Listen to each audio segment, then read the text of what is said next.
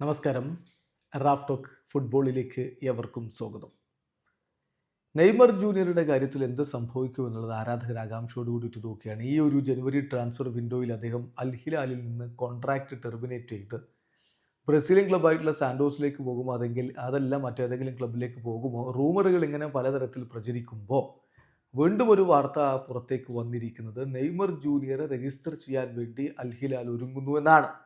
ജനുവരിയിൽ അദ്ദേഹത്തെ രജിസ്റ്റർ ചെയ്യും, അങ്ങനെ അദ്ദേഹം അവിടെ കളി തുടരും എന്ന തരത്തിൽ വാർത്തകൾ കൊടുക്കുന്നു. മാർക്കയാണ് ഇക്കാര്യം റിപ്പോർട്ട് ചെയ്തിരിക്കുന്നത്. അവരെ ഉദ്ധരിച്ചുകൊണ്ട് ഇപ്പോൾ അർജന്റീൻ മാധ്യമം TYC സ്പോർട്സ് അടക്കമുള്ളവർ റിപ്പോർട്ട് ചെയ്യുന്നുണ്ട് ഈ കാര്യം. പക്ഷേ സൗദി അറേബ്യൻ സോഴ്സുകളിലൊന്നും ഇത് അത്ര വലിയ രൂപത്തിൽ കാണുന്നില്ല എന്നുള്ളത് കൂടി ഓർമ്മിപ്പിക്കുകയാണ്.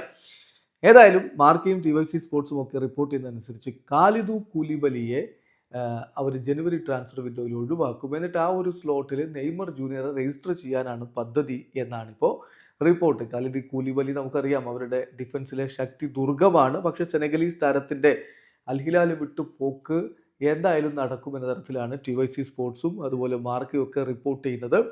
അങ്ങനെ നെയ്മർ ജൂനിയറെ അവിടെ രജിസ്റ്റർ ചെയ്യും, അദ്ദേഹം അവിടെ കളി തുടരും. അദ്ദേഹത്തിൻ്റെ ഈ ഒരു കോൺട്രാക്റ്റിലെ അവസാനത്തെ 6 മാസ കാലമാണത്. അതവിടെ കളിക്കും, അദ്ദേഹം ക്ലബ്ബ് വേൾഡ് കപ്പും കളിക്കും എന്ന തരത്തിലാണിപ്പോൾ റിപ്പോർട്ടുകളൊക്കെ വന്നുകൊണ്ടിരിക്കുന്നത്. എന്നാൽ ഇതിന് മറുവശങ്ങളും ചില സോഴ്സുകളിലൊക്കെ കാണുന്നുണ്ട്. അതായത് നെയ്മർ ജൂനിയറെ ഇനിയിപ്പോൾ അൽ ഹിലാൽ രജിസ്റ്റർ ചെയ്തില്ലെങ്കിൽ സംഭവിക്കാൻ പോകുന്ന എന്താണെന്ന് വെച്ചാൽ AFC ചാമ്പ്യൻസ് ലീഗിലെ മത്സരങ്ങൾ മാത്രമേ അദ്ദേഹത്തിന് പരിക്ക് മാറി വന്നാലും കളിക്കാൻ പറ്റുകയുള്ളൂ എന്ന സ്ഥിതിവിശേഷം ഉണ്ടാകും. എന്ന് പറയാൻ 2 ആഴ്ച കൂടുമ്പോൾ ഒരു കളി എന്ന രൂപത്തിലേക്ക് അങ്ങനെ നിൽക്കേണ്ട ഒരാളല്ല നെയ്മർ എന്നുള്ളത് എല്ലാവർക്കും അറിയാം. അദ്ദേഹത്തിൻ്റെ പരിക്കിൻ്റെ കാര്യം, ഫിറ്റ്നസിൻ്റെ പ്രശ്നമൊക്കെ പറയുമ്പോഴും കളിപ്പിക്കാതിരുന്നത് കൊണ്ട് ആ ഫിറ്റ്നസ് ലെവൽ അദ്ദേഹത്തിന് റീഗെയിൻ ചെയ്യാൻ പറ്റില്ല എന്നുള്ള യാഥാർത്ഥ്യം കൂടി തിരിച്ചറിയുക. പരിക്ക് മാറി വരുമ്പോൾ നെയ്മർ ജൂനിയർക്ക് കളിക്കാനുള്ള അവസരം ഉണ്ടാകണം, അല്ലെങ്കിൽ ക്ലബ്ബ് വിട്ടു പോകണം എന്ന് പല ആരാധകരും പറയുമ്പോൾ തിരിച്ചുള്ള ചോദ്യം, നെയ്മർ ഇപ്പോൾ എവിടെയാണ്? ഇപ്പോൾ ഇൻ്റർനാഷണൽ ബ്രേക്കോ മറ്റു ബ്രേക്കിൻ്റെ സമയമൊന്നുമല്ല. അദ്ദേഹം എന്നിട്ട് ക്ലബിനോടൊപ്പം ഇല്ലാതെ ആ റീഹാബിലിറ്റേഷൻ പ്രോഗ്രാമിൽ അവിടെ തന്നെ നിന്ന് കാര്യങ്ങൾ ചെയ്യാതെ അദ്ദേഹം ഇവിടെ വിട്ട് ബാഴ്സലോണയിലേക്കും അവിടെ നിന്ന് ബ്രസീലിലേക്കും ഒക്കെ ആയിട്ട് ഇങ്ങനെ പോയിക്കൊണ്ടിരിക്കുകയാണ്.